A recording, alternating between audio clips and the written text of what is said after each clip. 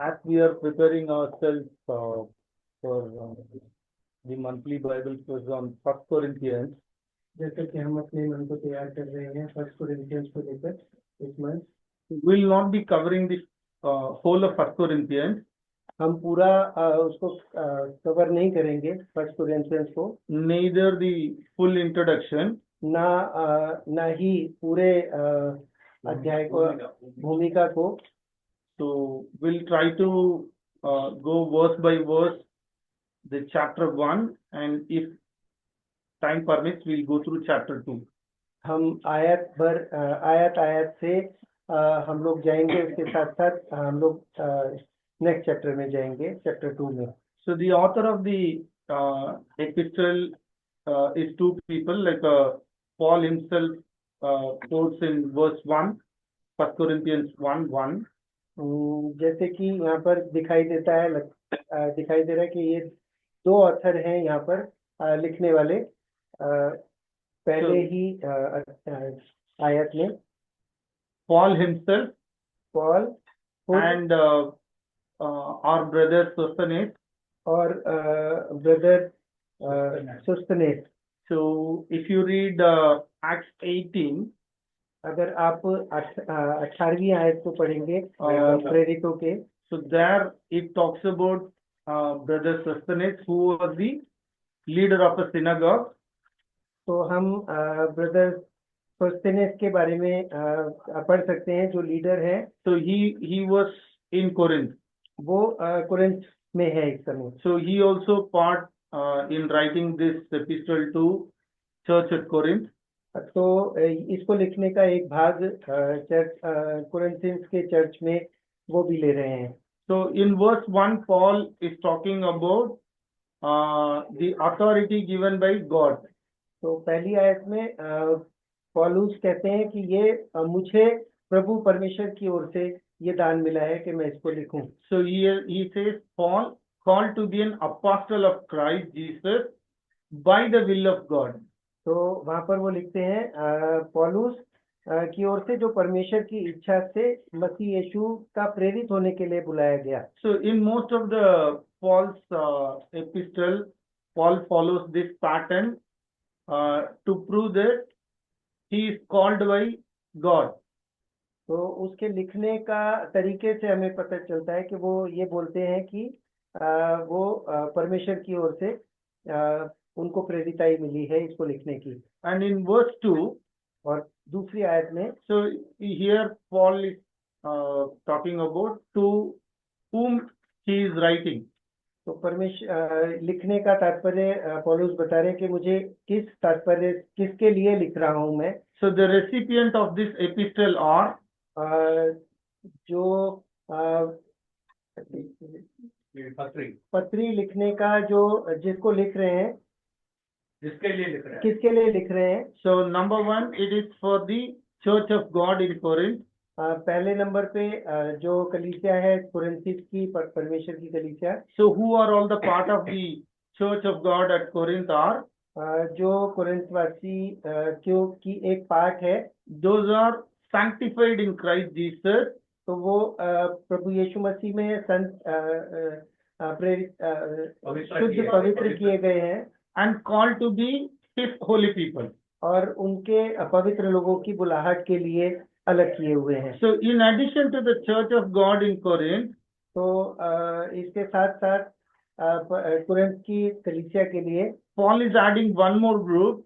पौलुस एक ग्रुप और को शामिल कर रहे हैं यहाँ पर. Together with all those everywhere who call on the name of our Lord Jesus Christ, their Lord and us. So Paul is adding the other people, those who are in Corinth, probably connecting in a different congregation. तो दूसरी कलीसियाओं को भी पौलुस यहाँ पर जोड़ रहे हैं अपनी लेखन में, जिनके बारे में लिखना चाह रहे हैं, जो कुरिन्थ के अलग अलग चर्चेस के लोग हैं. So Paul, while he was writing this epistle, if you read 1 Corinthians 16, he was mentioning that he was at Ephesus. तो वो इफिसुस में है जो while writing this. जब ये पत्री लिख रहे हैं वो। And if you read through the First Corinthians, Paul is also mentioning that few people from the church were reporting some problems of the church. तो जब हम आगे पढ़ेंगे तो हमें दिखाई देगा कि जो दूसरे लोग हैं अपनी अपनी परेशानियों को या परेशानियां जो मुसीबतें हैं उसको बता रहे हैं यहाँ पर। And in few chapters he is also saying that since you asked this, I am answering this. तो दूसरे आगे पढ़ेंगे तो उससे पता चलेगा वो लिख रहे हैं कि क्योंकि तुमने ये बातें मुझे बताई कि तुम्हें ये परेशानियां हैं, इसके लिए मैं इस बात को लिख रहा हूँ। So in both ways, one is Paul got some complaint through the household of Colossae, and then they also, as a church, they also asked a few questions. So it was a response of Paul to the congregation. तो इस बारे में प्रेरित पौलुस ज्यादा जोर दे रहे हैं कि ये सारी चीजें मैं इस सारी परेशानियों को के बारे में यहाँ पर लिख रहा हूँ। ये दो कारण है। क्लोए के द्वारा, एक आदमी का परिवार के द्वारा उनको कुछ मालूम हो गया, पर उनमें कुछ समस्या है, पहला कारण, उसके लिए जवाब दे रहा है। दूसरा, उनको कुछ बातें पूछा, उसका जवाब है। दो बात है। And if you read throughout, like there are multiple problems in the church which Paul is addressing to them. तो आगे हम अगर पूरा पढ़ेंगे तो हमें पता चलेगा कि कितनी सारी परेशानियां हैं जो प्रेरित पौलुस को पता चली और उसके बारे में सब कुछ यहाँ पर वो लिख रहे हैं। So after reading this epistle, we could think that, oh, this church is too bad. तो पूरी पत्री पढ़ने के बाद हमें ये पता चलेगा कि ये कुरिन्थ की चर्च कितना बुरा है, कितनी बुराइयों से भरा हुआ है। But if you read verse 4 to 9, which Paul writes the good things or the grace that has been given to the church, तो 4 से 9 में अगर हम पढ़ेंगे तो प्रभु यीशु मसीह का दया हमें यहाँ पर दिखाई देती है कि इतनी परेशानियों के बीच में प्रभु यीशु मसीह की हमारे ऊपर कितनी दया है। So there were close to 8 things Paul mentions from 4 to verse 9. तो ये चीज 8 यहाँ पर चीजें हैं जो बताई गई हैं 4 to 9 आयत में। So we'll go one by one. तो एक करके हम लोग आगे बढ़ेंगे। So he starts like, I always thank my God for you. तो यहाँ पर लिखते हैं 4 आयत में, मैं तुम्हारे विषय में अपने परमेश्वर का धन्यवाद सदा करता हूँ। Because of his grace given you in Christ Jesus. So this church is the church which has received the grace of God which is in Christ Jesus. तो आगे लिखते हैं, इसलिए कि परमेश्वर का यह अनुग्रह तुम पर मसीह यीशु में हुआ। तो इतनी परेशानियों के बाद भी प्रभु यीशु मसीह का अनुग्रह के बारे में वो यहाँ पर लिख रहे हैं। And the second point, he says, for in him you have been enriched in every way. और 5वीं आयत में वो कह रहे हैं कि उसमें होकर तुम हर बात में अर्थात सारे वचन और सारे ज्ञान में धनी किए गए। So it is not one or two things. He says, in him, in Christ, you have been enriched in every way. तो एक या दो चीजें नहीं, और यहाँ पर लिखते हैं कि वो बहुत सारी चीजों में प्रभु यीशु मसीह के द्वारा तुम्हें अनुग्रह मिला है। So he quotes two things out of it, with all kinds of speech. तो दो बातें यहाँ पर वो जोर देकर कह रहे हैं कि हर बात में सारे वचन और सारे ज्ञान में तुम धनी किए गए। And with all knowledge. So two things, he is not saying few kinds of speech or few knowledge. Instead, Paul was saying all kinds of speech and with all knowledge.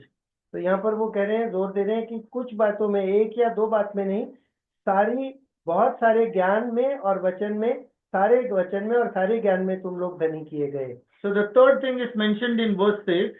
तीसरी चीज वर्स 6 में है, God thus confirming our testimony about Christ among you. So there is a testimony which is confirmed by God about Christ among the church. तो ये लिखा है कि मसीह की गवाही तुम में पक्की निकली। प्रभु परमेश्वर की जो गवाही है तुम्हारे अंदर है। And because of that confirmation by the God, in verse 7, fourth one, it says, therefore, you do not lack any spiritual gifts. 7वीं आयत में लिखते हैं वो कि इस यहाँ तक कि किसी भी वरदान में तुम्हें कुछ घटी नहीं So है। this church had spiritual gifts, all spiritual gifts. तो ये लोकल कलीसिया कुरिन्थ की स्पिरिचुअल गिफ्ट, आत्मिक जो तुम्हें आशीष या आत्मिक दान जो मिला है वो कितना बड़ा है। Fifth one is the later part of the verse 7. पांचवी जो बात है वो 7 आयत की लेटर पार्ट में है। Eagerly wait for our Lord Jesus Christ to be revealed. कि यीशु मसीह के प्रकट होने की बात तुम लोग जोते रहते हो। So it is not only they accepted Christ, as well they are waiting for the revelation, that the second coming of Christ. तो यही नहीं कि तुमने प्रभु यीशु मसीह को उद्धारकर्ता के रूप में ग्रहण किया है, बल्कि ये भी कि तुम उसके दोबारा आगमन की बाट जोते हो। And then Paul is also saying the sixth one in verse 8, Christ will also keep you firm to the end. तो 8वीं आयत में वो कहते हैं कि प्रभु यीशु मसीह तुम्हें अंत तक दृढ़ भी करेगा। So it is not that the church will be left. This church, Paul is confirming that Christ will also keep you firm to the end. तो ये लिख रहे हैं कि प्रभु यीशु मसीह के दिन में तुम शुरुआत से आखिर तक निर्दोष रहोगे। So in the same statement he says, so that you will be blameless on the day of our Lord Jesus Christ. कि तुम हमारे प्रभु यीशु मसीह के दिन में निर्दोष ठहरो। And in the last 8th one, he says, verse 9, God is faithful, who called you into fellowship with his Son. 9th आयत में वो 8वीं बात को यहाँ पर रख रहे हैं कि परमेश्वर सच्चे हैं, जिसने तुमको अपने पुत्र हमारे प्रभु यीशु मसीह की संगति में बुलाया है। So with all these things, the church had all these things. That's why Paul is giving thanks to God. तो इन सारी बातों में प्रभु को पौलुस प्रेरित धन्यवाद कर रहे हैं। If you go through chapter by chapter, अगर आप हर अध्याय को देखेंगे, we will have a doubt whether the church is truly a spiritual church or are they truly saved. तो हम इस बात में असमंजस करेंगे कि क्या कुरिन्थ का चर्च सचमुच में उद्धार पाया हुआ है या फिर सेंट नहीं है, उद्धार नहीं पाया हुआ। But looking at this prologue, तो looking at this, इस भूमिका को देखकर, so we could understand this church is a redeemed church and they have a fellowship with Christ and God is with them and God is assuring them that the salvation of them up to end. तो हम ये पाते हैं, ये हमें समझ में आता है कि कुरिन्थ के कलीसिया उद्धार पाई हुई थी और वो प्रभु के यीशु मसीह के आने की बाट जोती है और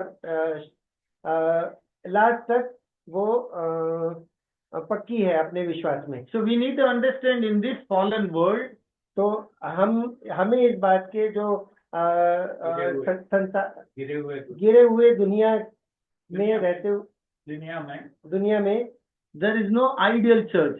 कोई भी आइडियल ऐसा जिसकी हम नमूना दे सकते हैं। So even with all this grace, इस सारे परमेश्वर के अनुग्रह के साथ, still there will be a problems that need to be addressed. परेशानियां हैं जो कि आगाह करना चाहिए। But we need to understand the apostles, they are serious in addressing the issue. तो हमें ये देख रहे हैं कि जो अपोस्टल है, जो प्रेरित है, उसकी समस्या को वो जवाब दे रहा है, वो समझ रहा है। So if you read chapter 1, there is a division in the church leaders. तो चैप्टर 1 में हम देख रहे हैं कि वो चर्च के जो अगुए हैं उनमें भी अलग अलग मत हैं। So in chapter 3 there are few wrong doctrines, who is destroying the God's temple. तीसरे अध्याय में हम देखते हैं कि अलग अलग उनकी उपदेश है और वो अलग अलग बटे हुए हैं. So in chapter 4, they kind of judging Paul. तो चैप्टर 4 में हम ये देखते हैं कि वो सब पौलुस को जांच रहे हैं, एग्जामिन कर रहे हैं.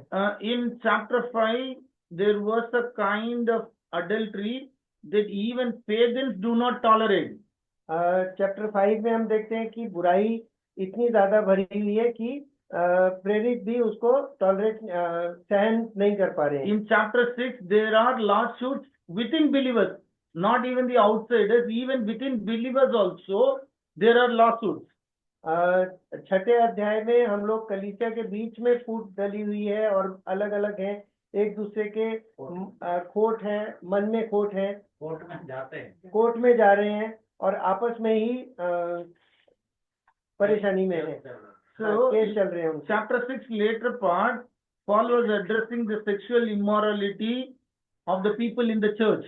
चैप्टर 6 के लेटर पार्ट में हम लोग देख रहे हैं कि अनैतिक व्यवहार कर रहे हैं एक दूसरे के साथ वो. So in chapter 6, Paul was responding to one of their questions, which is about married life.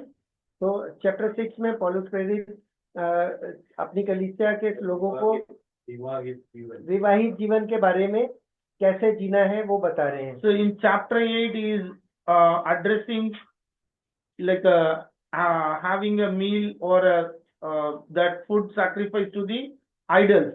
और 8वें अध्याय में पौलुस प्रेरित मूर्तियों के आगे भोजन रखे हुए के बारे में बता रहे हैं. So in chapter 10 and 11, Lord's Supper he is addressing. तो 10 और 11 चैप्टर में प्रभु की मेज के बारे में बता रहे हैं. So in 12, about the spiritual gifts which has been given to all, Paul is addressing that. 12वें अध्याय में आत्मिक वरदानों के बारे में कलीसिया को पौलुस प्रेरित बता Chapter रहे हैं. 13, we all know, he is talking about love. 13 chapter में हम लोग सब जानते हैं कि लव के प्रेम के बारे में बताया है. In 14, very important subject of tongues being addressed. 14वें अध्याय में अलग अलग अन्य भाषा के बारे में वो. So 15 was the very critical one. They had doubts about the resurrection, so that he is addressing. तो 15वें अध्याय में बहुत मुश्किल विषय को ले रहे हैं वो, कि प्रभु के आगमन की बात कर रहे हैं, दोबारा आगमन की, So if we पुनरुत्थान की. if we go through all these issues that are being addressed by Paul, तो ये सारे जितने भी विषय लिए हैं, जो समस्याएं हैं, पौलुस प्रेरित जिनके बारे में बता रहे हैं, so we might think that this church is a unspiritual church.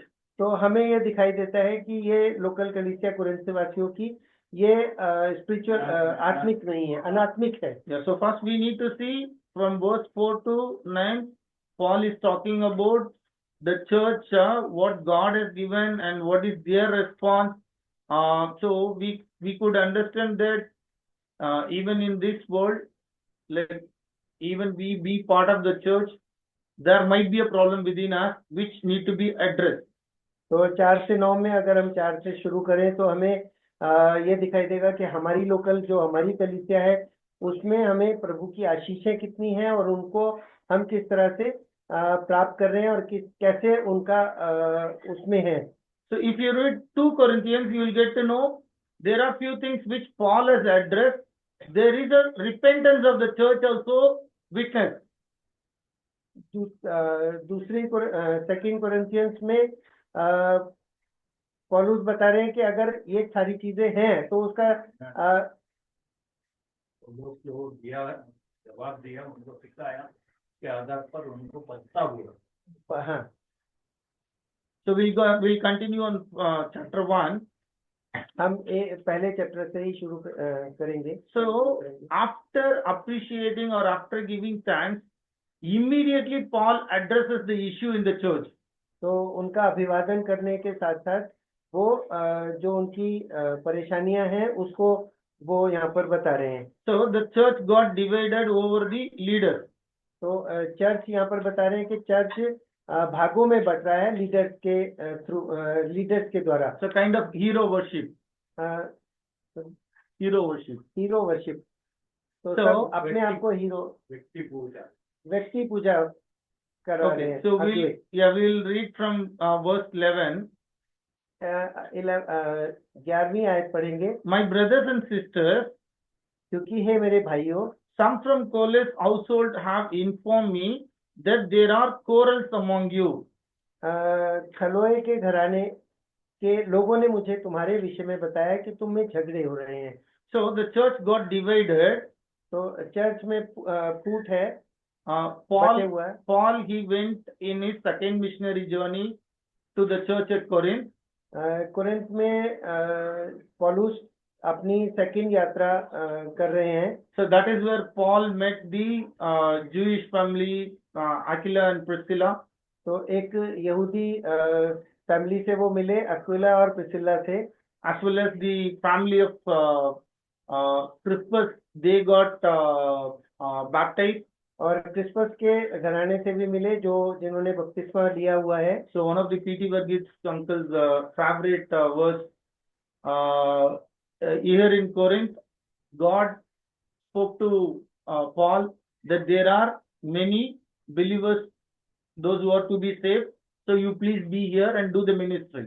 तो जैसे पीटी अंकल के थ्रू भी हमें बार बार सुनने को मिलता है कि पौलुस को उनको मत छोड़ो, इधर ही करो। प्रभु ने बोला कि कोरिन्थ को नहीं छोड़ना है और यहीं पर रह के काम करना है। Yeah, so we'll continue to read verse 12.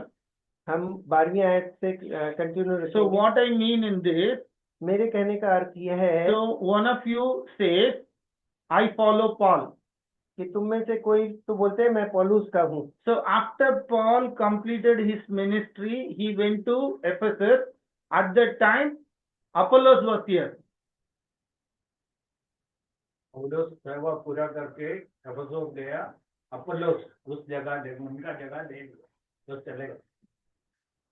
So that's where I follow Apollos, and another they say I follow Cephas, which is Peter, and still another I follow Christ. So there is a division among the church about their allegiance, like their close relationship to the leaders.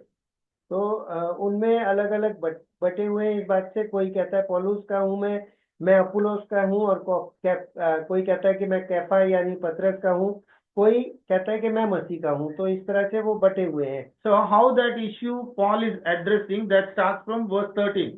तो जो पौलुस यहाँ पर लिखना चाहते हैं वो start हो रहा है verse 13 So is Christ divided? वो कहते हैं क्या मसीह बट गया? But when before his ascension, like Jesus told to his disciples, when the Holy Spirit comes, like you will be a witness in Jerusalem and Judea and Samaria and ends of the earth. So there is a local church as well, there is a universal church, but there is within the local church there is a division. तो जब प्रभु यीशु मसीह के ऊपर उठाए जाने से पहले प्रभु यीशु मसीह ने कहा था कि तुम जगत में सब जगह मेरे गवाह होगे। नाम यरूशलेम, यहूदिया, समरिया और जगत के अंत तक। So here the next question was Paul crucified for you? तो ये सेकंड क्वेश्चन वहां पर वो उठाते हैं कि क्या पौलुस तुम्हारे लिए मरा? So the third is important. Were you baptized in the name of Paul? क्या तुम पौलुस के नाम पर तुम्हें बपतिस्मा मिला है? So one of the probable cause for this division could be, one is the eloquency of the preacher, second is from whom they got baptized. First one, eloquency of the बोलने का तरीका, दूसरा बपतिस्मा।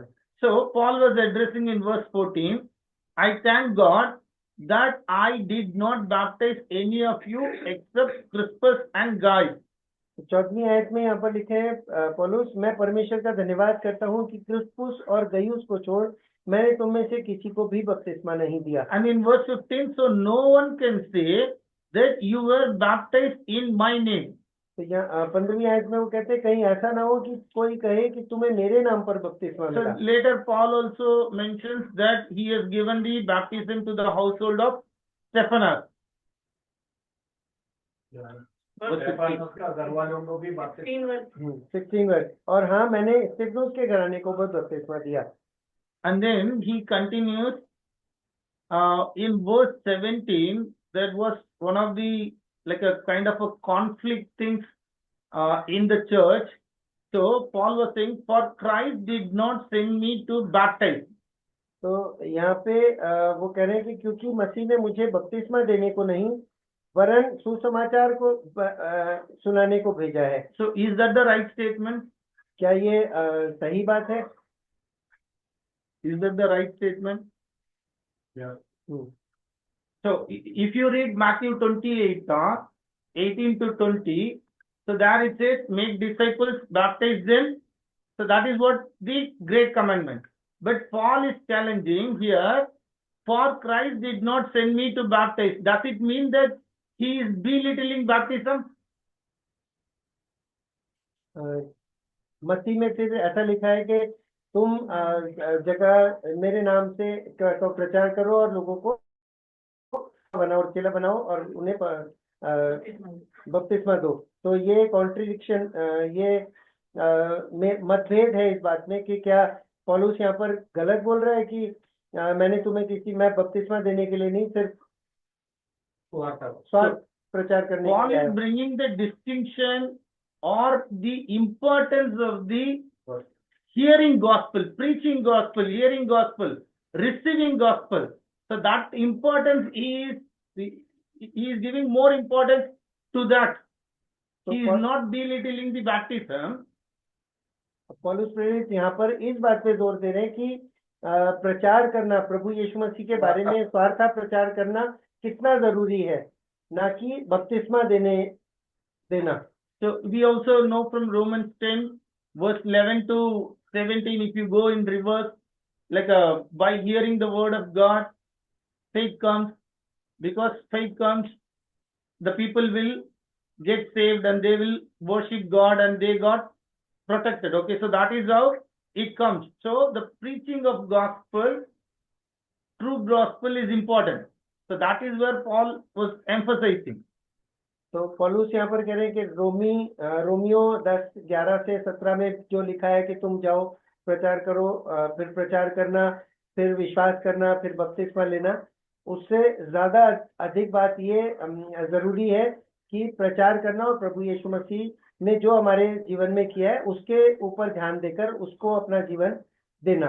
In verse 17, the later part, but to preach the gospel, he continues how the gospel has to be preached. 17 के letter part में बाद में लिखा है कि not with wisdom and eloquence, शब्दों के ज्ञान के अनुसार नहीं, ऐसा ना हो कि मसीह का क्रूस व्यर्थ ठहरे। why it should not be with the wisdom and eloquence, which is like a worldly wisdom and eloquence to attract the people for the preacher, not to the gospel.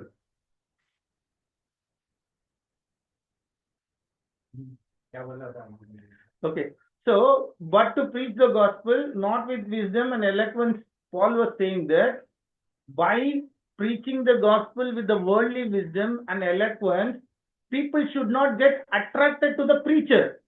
तो पौलुस यहाँ पर ये कह रहे हैं कि जो शब्दों का ज्ञान जो चाहे मेरे अंदर है या किसी के भी अंदर, उसके अनुसार जो प्रचार किया जा रहा है वो इतना जरूरी नहीं है, वो आकर्षित ना करे, बल्कि जो प्रभु ने यीशु मसीह ने तुम्हारे लिए जान देकर क्रूस पर तुम्हें बचाया, वो उस पर जोर देना चाहिए। So because of that attraction, the cross of the Christ is getting emptied in its power.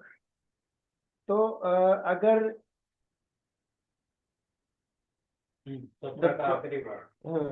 ऐसा ना हो कि मसीह का वरन सुसमाचार क्योंकि मसीह ने मुझे बपतिस्मा देने के लिए नहीं हाँ, वरन सुसमाचार सुनाने को भेजा है, और यह शब्दों के ज्ञान के अनुसार नहीं, ऐसा न हो कि मसीह का क्रूस व्यर्थ ठहरे। So the remaining verse 18 to 31, Paul is explaining verse 17.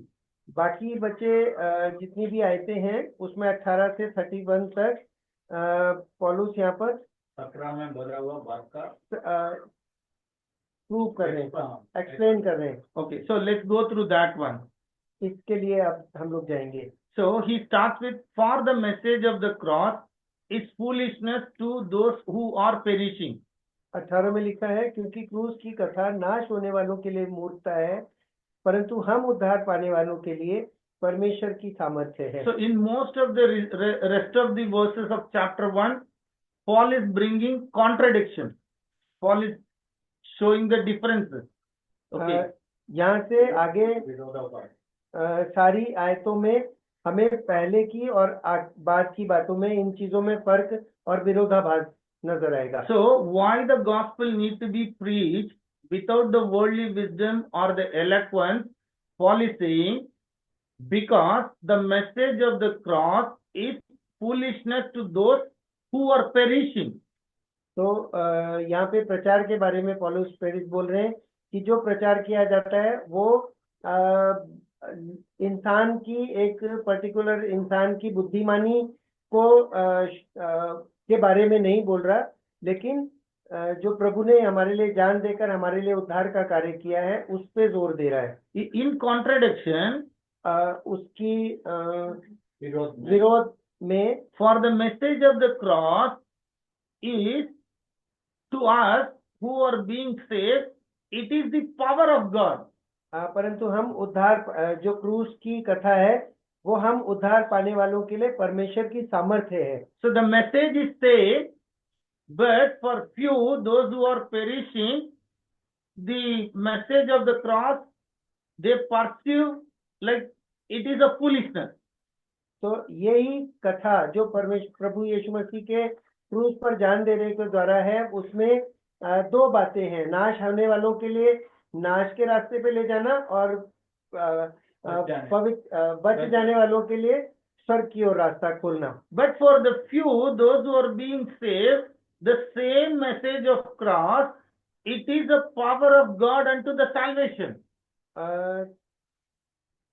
यही जो कथा है क्रूस पर जान देने की प्रभु यीशु मसीह के द्वारा, वो नाश होने वालों के लिए नरक की ओर ले जाने का कारण बनती है। So Paul is quoting why this is happening. For few, the message of cross, it is acting as a power of God for salvation. For few, it is being perceived as a foolishness. Why? तो ये जो कथा है प्रभु यीशु मसीह के क्रूस पर जान देने के द्वारा, ऐसा क्यों है कि दो भागों में इसका मतलब निकल रहा है कि जो नाश होने वालों के लिए नरक की ओर जाने का रास्ता खोलती है और उद्धार पाए हुए को स्वर्ग की तरफ ले जाती है। So Paul was quoting from the Old Testament passage. पौलुस यहाँ पर पुराने नियम के बारे में लिखे हुए आयतों को कोट कर रहे हैं। I will destroy the wisdom of the wise.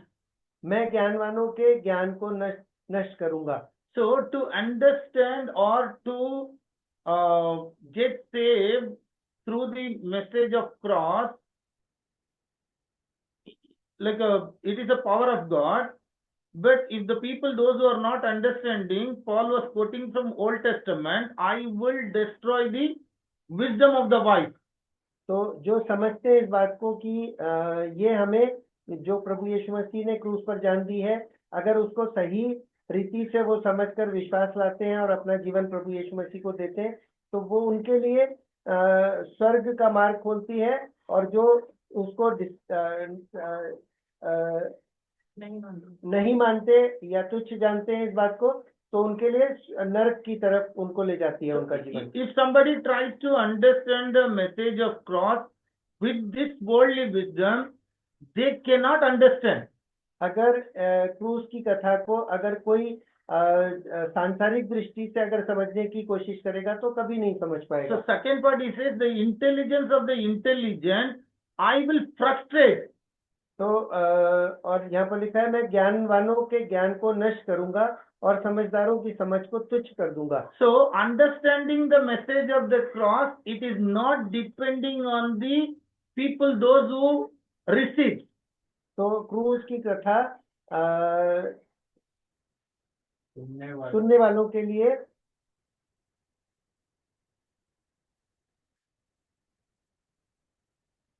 उसके ऊपर निर्भर नहीं करती। If they try to understand the message of cross with their worldly wisdom, they cannot unfold it. अगर हम सांसारिक दृष्टि से उसको समझने की कोशिश करेंगे तो हम कभी भी उसको खोल के नहीं समझ पाएंगे। So in continuation, Paul is saying, where is the wise person?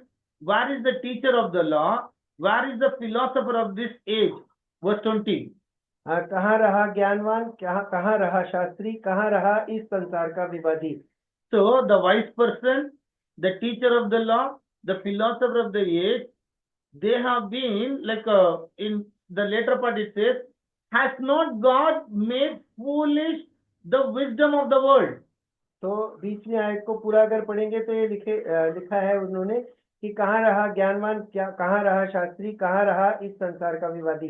क्या परमेश्वर ने संसार के ज्ञान को मूर्खता नहीं ठहरा दिया? So what Paul was trying to say is the wise person, the teacher of the law, the philosopher of the age, they have been made foolish. Okay, so that worldly wisdom has been made foolish by God. तो यहाँ पर जितने शास्त्री हैं और ज्ञानवान हैं और विवादी हैं, वकील हैं और जो ज्ञानवान बहुत लोग हैं, उनको परमेश्वर ने मूर्खता, उनके ज्ञान को मूर्खता प्रूव किया है। Yeah, so the 18th verse, later part, but to us who are being saved, it is the power of God. Paul was writing that secret in verse 21. तो जो 18वीं आयत में यहाँ पर पौलुस ने लिखा था कि क्रूस की कथा नाश होने वालों के लिए मूर्खता है, पर हम उद्धार पाने वालों के लिए परमेश्वर की सामर्थ्य है। और 21 में उन्होंने इस बात को यहाँ पर खोल के रखा है। So in 21 verse, Paul is saying, 21वीं आयत में पौलुस कहते हैं, for since in the wisdom of God, क्योंकि जब परमेश्वर के ज्ञान के अनुसार संसार ने ज्ञान से परमेश्वर को न जाना, the world through its wisdom did not know him. सांसारिक ज्ञान से परमेश्वर को पहचानना नामुमकिन है। So the wisdom of the God is how God has designed the message of the cross or the gospel about Christ is, तो क्रूस की कथा को समझने के लिए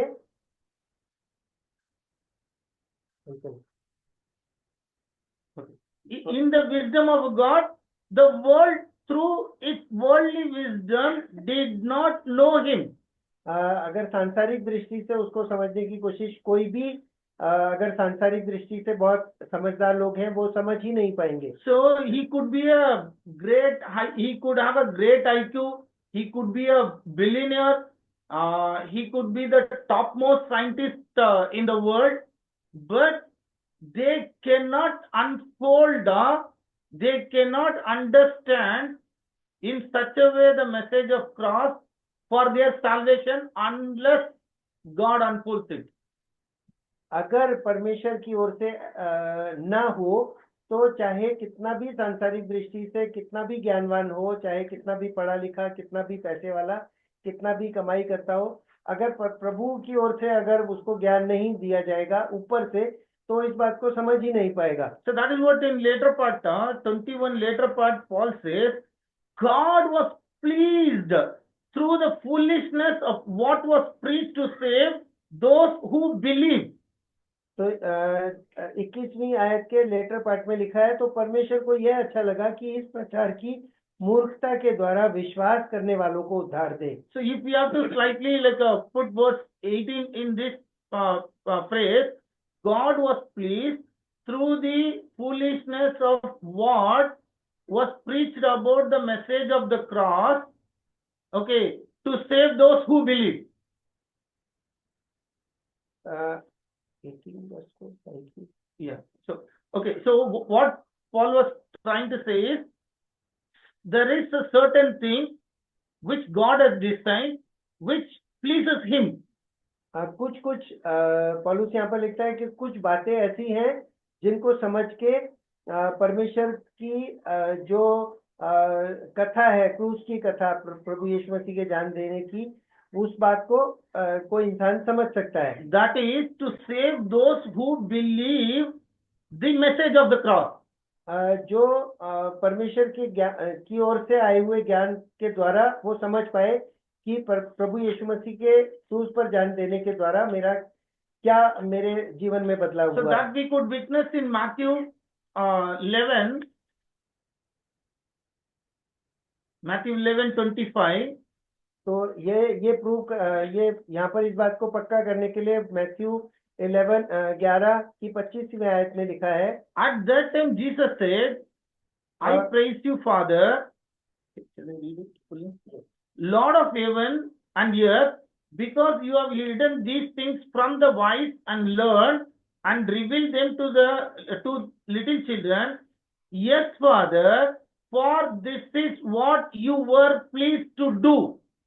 तो यहाँ पर लिखा है, उसी समय यीशु ने कहा, हे पिता, स्वर्ग और पृथ्वी के प्रभु, मैं तेरा धन्यवाद करता हूँ कि तूने इन बातों को ज्ञानियों और समझदारों से छिपा रखा और बालकों पर प्रकट किया है. तो हाँ हे पिता, क्योंकि तुझे यही अच्छा लगा. So what was pleasing to God is, तो प्रभु को क्या भाया?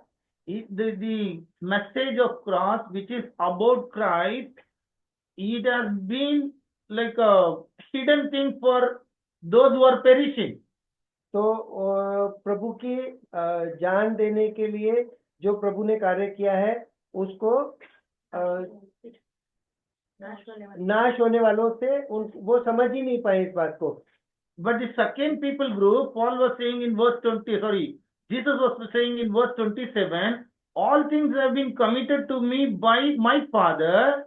No one knows the Son except the Father, and no one knows the Father except the Son, and those to whom the Son chooses to reveal him. 27वीं आयत में लिखा है, मेरे पिता को ने मुझे सब कुछ सौंपा है, और कोई पुत्र को नहीं जानता केवल पिता, और कोई पिता को नहीं जानता केवल पुत्र, और जिस पर पुत्र उसे प्रकट करना चाहे. So Luke also records the same in his account, chapter 10. Look भी यहाँ पर 10वें अध्याय में लिखता है,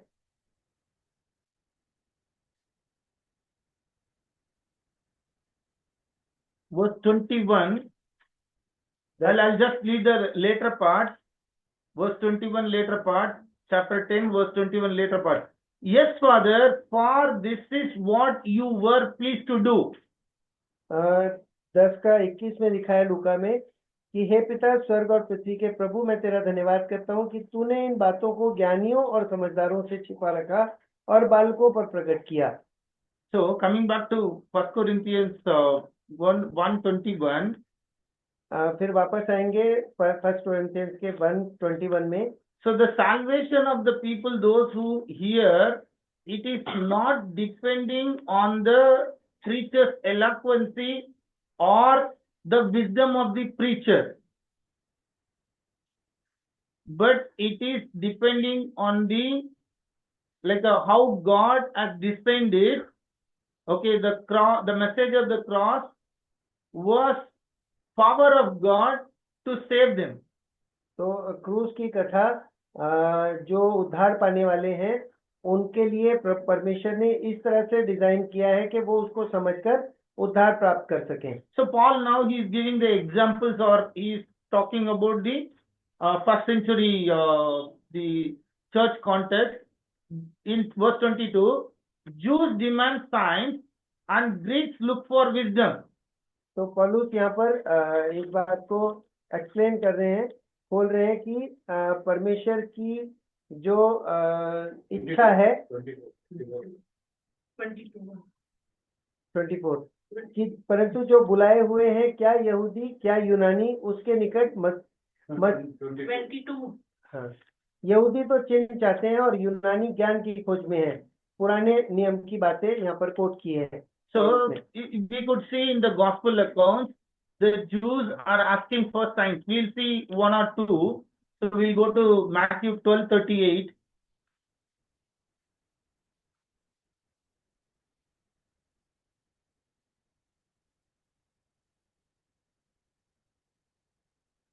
So I'll just read the passage, not to the full, but verse 38. Then some of the Pharisees and teachers of the law said to him, Teacher, we want to see a sign from you. तो मत्ती 12 के 38 आयत में यहाँ पर प्रभु यीशु मसीह कहते हैं कि जब लोगों ने उससे, कुछ शास्त्रियों और फरीसियों ने उससे कहा, हे गुरु, हम तुझसे एक चिन्ह देखना चाहते हैं। उसने उन्हें उत्तर दिया, Did Jesus show them the sign? No. क्या प्रभु यीशु मसीह ने उन्हें चिन्ह दिखाया? Matthew नहीं। 16. We'll go to Matthew 16. 1. हम मत्ती के 16 अध्याय के पहले आयत पढ़ेंगे। The Pharisees and Sadducees came to Jesus and tested him by asking him to show them a sign from heaven. यहाँ पर लिखा है, फरीसियों और सदूकियों ने पास आकर उसे परखने के लिए उससे कहा, हमें स्वर्ग का कोई चिन्ह दिखा। So similar you can see in John 6. Okay. So the Pharisees, the Sadducees, the teachers of the law, they were asking for the signs from Christ. But Christ has not shown any sign to them. Okay. तो So we आगे भी पौलुस प्रेरित ये लिखा है कि सदूकी, फरीसी और जो ज्ञानवान जो अपने आप को समझते थे, वो प्रभु यीशु मसीह के पास आकर बार बार उससे कोई चिन्ह की मांग करते थे, लेकिन प्रभु यीशु मसीह ने कोई भी उन्हें चिन्ह कभी नहीं दिखाया। So even when Jesus was crucified also, in Matthew 27, you can see मत्ती 27 में जब प्रभु यीशु मसीह के क्रूस पर उठाए जा रहे थे, तब भी आप ये देख सकते हैं,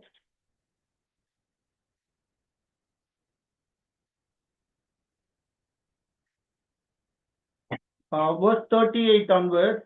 Okay, I'll just read verse 39. Those who passed by hurled insult at him, shaking their heads and saying, You who are going to destroy the temple and build it in 3 days, save yourself. तो Come down from the cross if you are the Son of God. यहाँ पर भी प्रभु यीशु मसीह ने कोई भी उन्हें चिन्ह नहीं दिखाया। मत्ती 27 का 39 से आगे पढ़ेंगे। आने जाने वाले सिर हिला हिलाकर उसकी निंदा करते थे और यह कहते थे, हे मंदिर के ढाने वाले और 3 दिन में बनाने वाले, अपने आप को तो बचा। So not only they are mocking, they are looking for a sign here also. तो न सिर्फ उसकी हंसी उड़ा रहे थे वो, लेकिन उससे चिन्ह भी पूछ रहे थे कि कोई चिन्ह दिखा। So not only the passbyers, even in 41 it says, in the same way the chief priests, the teachers of the law and the elders mocked him. He saved others. They said, but he can't save himself. He is the king of Israel. Let him come down now from the cross and we will believe in him.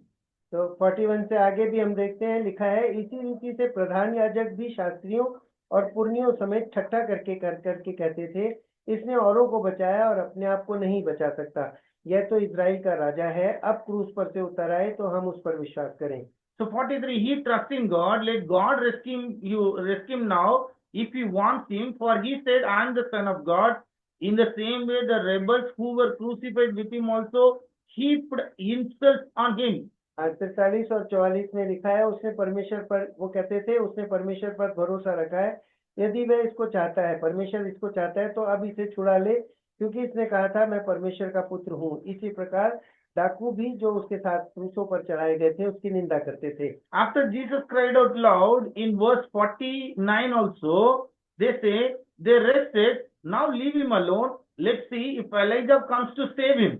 तो 49वीं आयत में भी यहाँ पर वो कह रहे थे, औरों ने कहा, रह जाओ, देखें एलिया उसे बचाने आता है कि नहीं। So coming back to 1 Corinthians verse 1 verse 22, Jews demand signs. तो हम फिर से वापस पहली कोरिन्थियंस के पहले आयत के 22वें पहले चैप्टर के 22वें वचन में आएंगे। यहूदी तो चिन्ह चाहते हैं और यूनानी ज्ञान की खोज में हैं।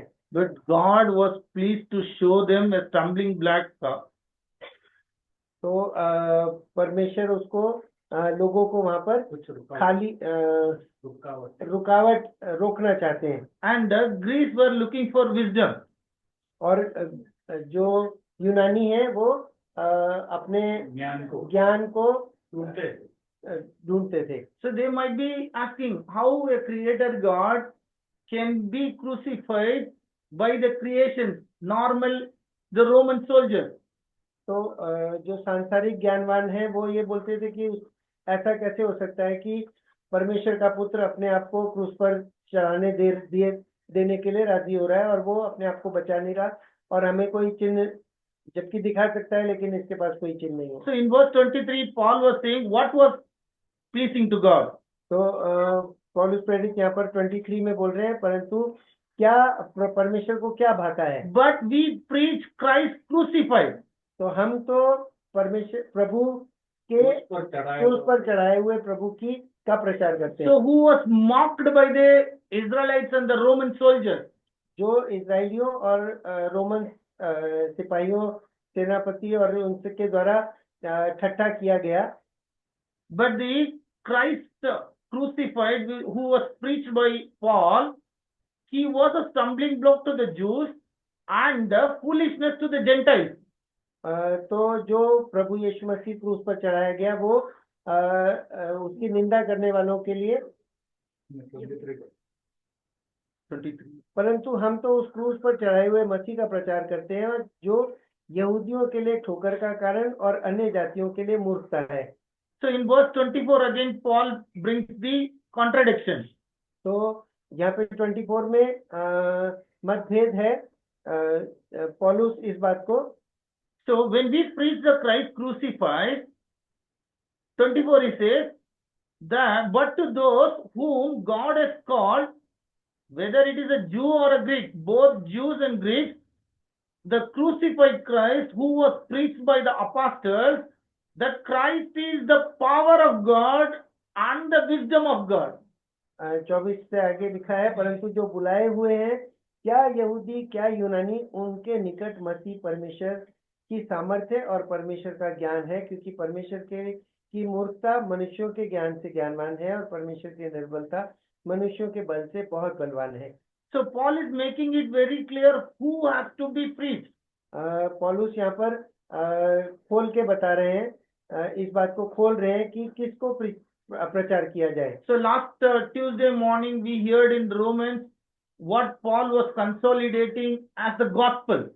तो लास्ट मंगलवार की सुबह हम लोग इसी बात के लिए हमने सुना कि जो गॉस्पेल है वो किसके लिए है। But sometimes we become more wisdom, more wiser than God and more intellect than God. तो कभी कभी हम अपने आप को परमेश्वर से ज्यादा बुद्धिमान बनाने की कोशिश करते हैं, बहुत ज्यादा ज्ञानवान और बहुत ज्यादा बुद्धिशाली। No, if we give the gospel like this, it would be difficult for them to accept it. So we need to add some masala to it. तो हम लोग कई बार अपना मसाला मिला के प्रचार करने की कोशिश करते हैं या इन बातों को समझाने की दूसरों को समझाने की कोशिश। Paul was quoting from Old Testament, I will destroy the wisdom of the wise, the intelligence of the intelligent I will frustrate. So that is not at all going to help in a salvation of the new believers. तो प्रभु यहाँ पर लिखते हैं कि मैं ज्ञानवान के ज्ञान को नष्ट करूंगा और समझदारों की समझ को तुच्छ कर दूंगा। So this is the method God was pleased to do it. तो यही तरीका है कि प्रभु परमेश्वर ये चाहते हैं कि किस तरह से प्रचार किया जाए और कैसे मेरी बात को या मेरे काम को एक इंसान समझे। So when God does in his own way, जब प्रभु इस बात को इस तरह से करते हैं, so the gospel or the message of cross, which is about the Christ crucified, it becomes the power of God, the wisdom of God. So are we intelligent, or are we more competent than God in making others to accept the gospel in the other way? ज्यादा बुद्धिशाली है, ईश्वर से भी ज्यादा ज्ञान बता के और दिखा के दूसरों को दाल में ला सकता है. So in verse 25, Paul is saying, because for the foolishness of God, is there anything like a God's foolishness? क्या परमेश्वर की यहाँ पर कभी हो सकता है कि कोई बात ऐसी हो कि परमेश्वर बुद्धिमान नहीं है या मूर्ख है? Is there anything considered to be weakness of God? क्या कोई ऐसी बात हमें पता चलती है कि परमेश्वर ज्ञान में कम है, कमजोर है, So निर्बल है? Paul is bringing a rhetoric and questioning. Even if you consider the crucifixion of Christ as the foolishness of God, तो पौलुस यहाँ पर इस बात को इस तरह से लाके बता रहे हैं कि अगर हम एक बार को ये भी समझे कि परमेश्वर की मूर्खता अगर क्रूस पर यीशु का मरण एक मूर्खता है, it is wiser than the human wisdom. तो वो ज्यादा ज्ञानवान है एक बहुत ही ज्ञानवान के ज्ञान से. So the 6,000 years, if you take whoever has the highest intellect, highest IQ, okay, even their wisdom is far infinitely lower than even even if you assume that What's seemingly foolish? Seemingly what's foolish? So even if somebody thinks the crucifixion of Christ is a foolish thing because they don't know God, even that also, which is higher than the standard. तो अगर एक बात को ऐसा भी समझे कि 6000 साल से जो बहुत ज्यादा ज्ञानवान है, अपने ज्ञान के बारे में बड़ा चढ़ा के बोलते हैं, उनके सारे ज्ञान को अगर तोलें, तो अगर एक हम लोग अज्यूम भी करें कि बहुत परमेश्वर प्रभु के क्रूस की कथा को अगर मूर्खता भी अगर एक बार को माने कोई मूर्ख लोग, तो उनके ज्ञान को से कहीं ज्यादा ज्ञान परमेश्वर की इस कथा में है जो प्रभु ने क्रूस पर अपनी जान देकर लोगों को बचाया. So if you read the first book of Bible, which is written book Job, in 28, Job is consolidating what is the wisdom of human. From verse 1 to I think verse 11. Okay, verse 1 to 11. If you think, if you go through the author of Job, he is consolidating the list of wisdoms that has been given to humans. You will wonder at it, like there is a mines of silver, gold is refined, and copper is melted, and mortals put an end to the darkness. So there is a big list. Even he talks about the dams are being constructed, even anything, the discovery, whatever we see, like a mega factories or mega innovations by human, nothing can be considered to the wiseness of God, which was done on the cross. तो अय्यूब के 28वें chapter की 1 से आगे जब अगर हम सारे लोगों के ज्ञान को समझें कि कितना कितना ज्ञान लोगों ने लगाकर बड़ी बड़ी खदानें खोजी, सोना निकाला और कितना भी ज्ञान की बातों को यहाँ से समझे, लेकिन उन सारों को अगर तोले प्रभु के क्रूस की मृत्यु के द्वारा जो उद्धार प्राप्त हुआ है उसकी कथा से, तो परमेश्वर का ज्ञान हमें अथाह लगेगा. Just go back and read Job 28, you will enjoy it. So up to 11, what is human wisdom, and then the author challenges whether you can find the wisdom. He says it is incomparable. तो 1 से 11 No, the full chapter you can go back and read. 1 से 11 तक भी अगर हम लोग पढ़ेंगे तो चाहे कितने भी ज्ञान को हम सांसारिक ज्ञान को समझें, अगर तोलें प्रभु के मृत्यु के द्वारा जो हमारा उद्धार हुआ है उससे, उसको समझने वाली बात से, तो परमेश्वर की मृत्यु को अगर हम एक ज्ञान अगर हम सच्चाई को समझ लें तो वो बहुत ज्यादा उन ज्ञानों से ज्यादा ज्ञान लगेगा, समझ में So आएगा। 1 Corinthians chapter 1 verse 25, the later part, and the weakness of God is stronger than human sense. If somebody foolishly thinks that there is a weakness of God, guys, please understand, the strongest man in this world, his strength cannot be compared to the least of God. तो अगर हम 25 later. 25 letter part को अगर पढ़ेंगे कि क्योंकि परमेश्वर की मूर्खता मनुष्य के ज्ञान से ज्ञानवान है और परमेश्वर की निर्बलता मनुष्य के बल से बहुत बलवान है।